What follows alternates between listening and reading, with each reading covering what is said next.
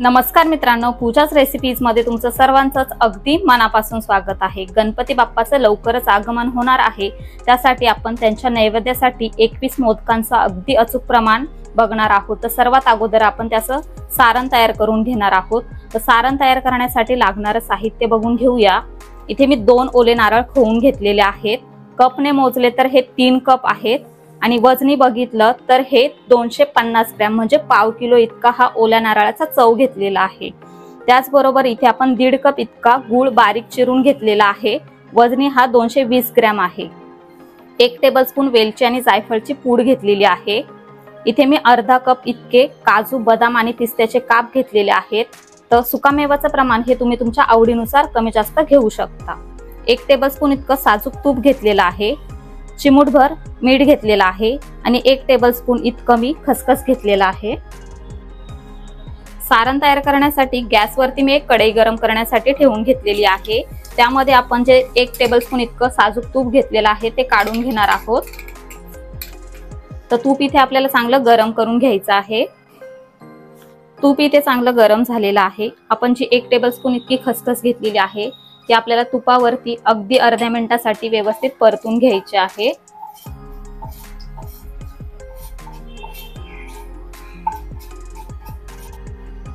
यामध्येच आता आपण सुकामेवा काढून घेऊया आणि हा सुद्धा अर्ध्या मिनिटासाठी व्यवस्थित तुपावर परतून घेऊया।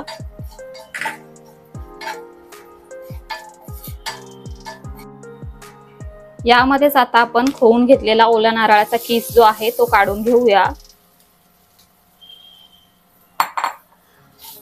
हा सुद्धा आपल्याला 1 ते 2 मिनिटांसाठी लो ते मीडियम गॅसवरती व्यवस्थित परतून घ्यायचा आहे, जेणेकरून यामधला जो ओलसरपणा आहे तो कमी होतो।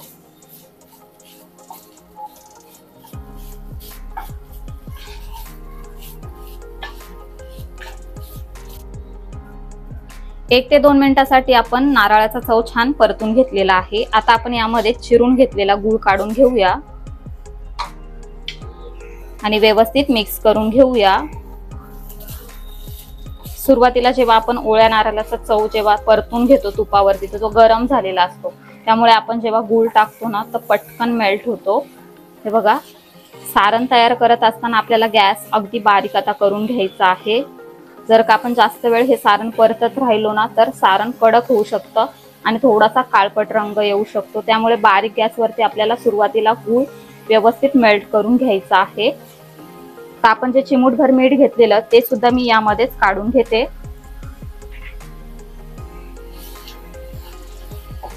याच पद्धतीने बारीक गॅसवरती आपण सारण परतून घेणार आहोत।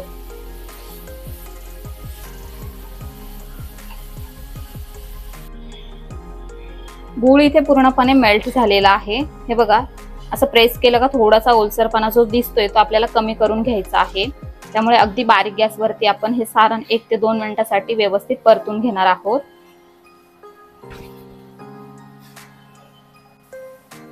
सारण आपण 1 ते 2 मिनिटांसाठी व्यवस्थित परतून घेतलेलं आहे। आता आपण यामध्ये वेलची आणि जायफळची पूड काढून घेऊया आणि व्यवस्थित मिक्स करून घेऊया। वेलची आणि जायफळची पूड आपण जेव्हा शेवटी टाकतो ना तेव्हा सारणाला चव खूप छान येते।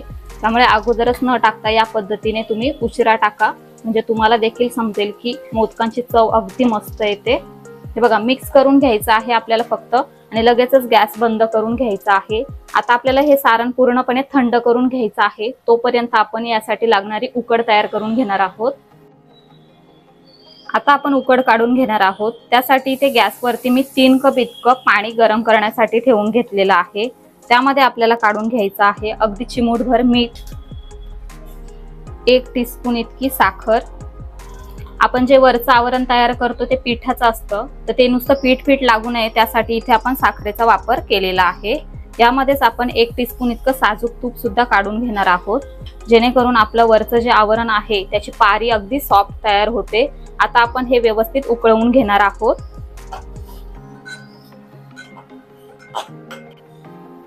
पाण्याला इथे उकळ आलेला आहे। गॅस बारीक करून घ्यायचा आहे।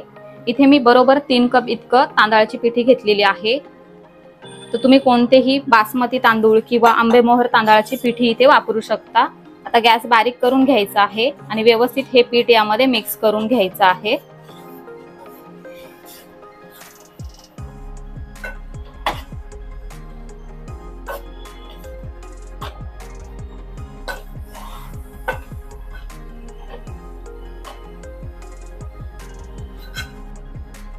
पीठ इथे आपण व्यवस्थित मिक्स करून घेतलेलं आहे। आता आपल्याला गॅस बंद करून घ्यायचा आहे आणि हे पीठ आपल्याला एका परातीमध्ये काढून घ्यायचं आहे।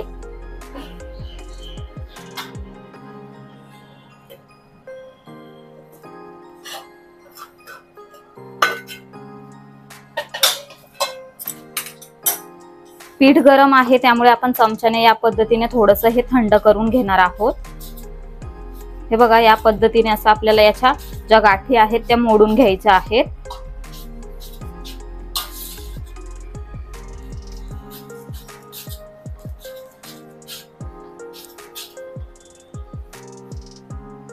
हे पीठ गरम असतानाच आपल्याला मळून घ्यायचं आहे। आपण थोडंसं 2-4 मिनिटांसाठी हे थंड करून घेतलेलं आहे। त्याच्यातली वाफ थोडीशी निघून गेलेली आहे, हलकं कोमट झालेलं आहे। तर सुरुवातीला आपण हे असंच मळून घेणार आहोत आणि लागेल तसं पाण्याचा वापर करणार आहोत।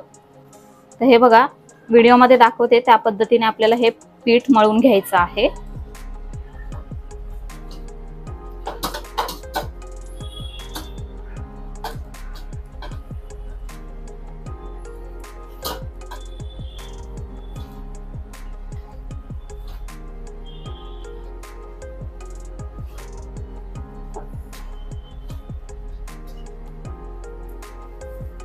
हातावरती मी थोडंसं पाणी घेतलेलं आहे।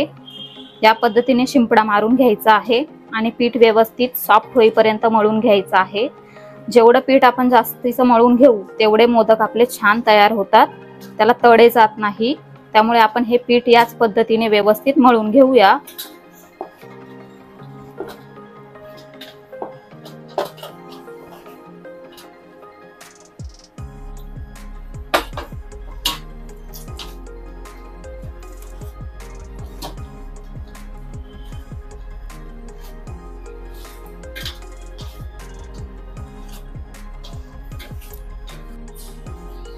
इथे आपलं पीठ मळून तयार झालेलं आहे। मी हातावर थोडंसं तेल घेतलेलं आहे। तेल लावून आपल्याला हे पीठ थोडंसं मळून घ्यायचं आहे।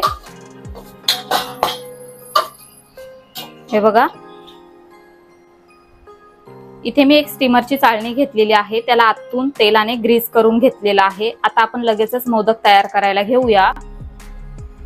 यामधला आपल्याला थोडंसं पिठाचा गोळा काढून घ्यायचा आहे। जेवढ्या आकाराचा आपल्याला मोदक तयार करायचा आहे तेवढ्या आकाराचा पिठाचा गोळा काढून घ्यायचा, हातावरती थोडासा मळून घ्यायचा आहे। हे बघा, अगदी सॉफ्ट पीठ इथे आपलं तयार झालेलं आहे।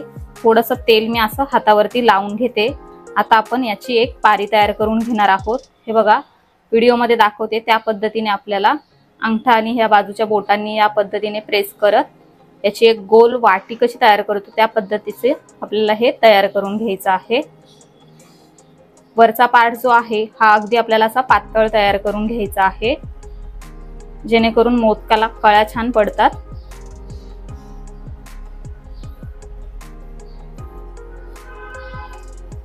हे बघा, इथे आपली एक पारी तयार करून झालेली आहे। अगदी मध्यभागी इथे आपल्याला थोडंसं सारण भरून घ्यायचं आहे आणि अंगठ्याच्या बाजूचं जे बोट आहे ते आपल्याला आतल्या बाजूला ठेवायचं आहे आणि अंगठा आणि हे तिसरं जे बोट आहे त्याने या पद्धतीने आपल्याला असं प्रेस करून घ्यायचं आहे। बघा, या पद्धतीने आपल्याला मोदकाला कळ्या पाडून घ्यायच्या आहेत।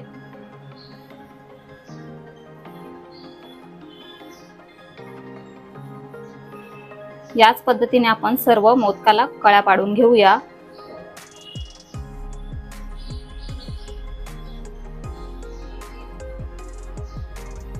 सारण आतल्या बाजूने थोडंसं प्रेस करून घ्यायचं आहे आणि या पद्धतीने आपल्याला सर्व कळ्या एकाच दिशेने या पद्धतीने प्रेस करत हा मोदक बंद करून घ्यायचा आहे। थोडासा पाण्याचा हात लावून घेऊया आणि वरचं जे जास्तीचं पीठ आहे ते आपल्याला काढून घ्यायचं आहे।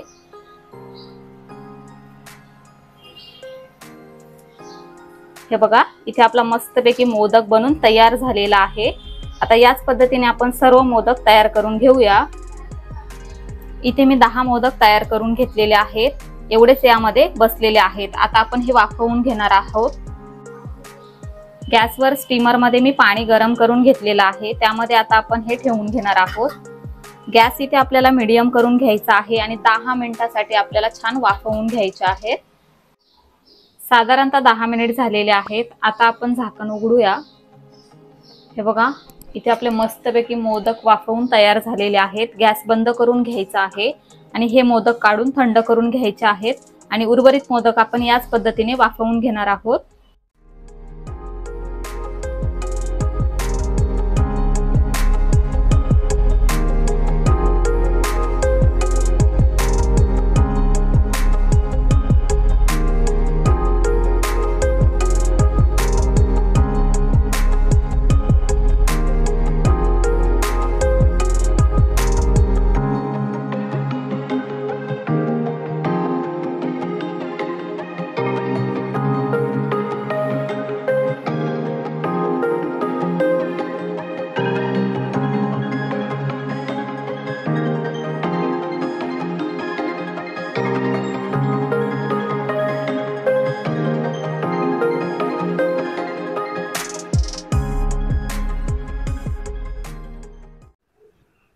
तर अशा प्रकारे इथे आपले 21 उकडीचे मोदक बनून तयार झालेले आहेत। गणपती बाप्पांचं आगमन झाल्यानंतर या पद्धतीने उकडीचे मोदक बनवायला अजिबात विसरू नका व ते कसे झाले आहेत ते आम्हाला कमेंटद्वारे नक्की कळवा।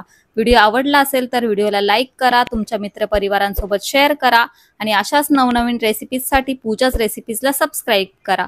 लवकरच भेटूया अशाच एका नवीन रेसिपीसह। तोपर्यंत bye bye, take care, eat healthy, live healthy.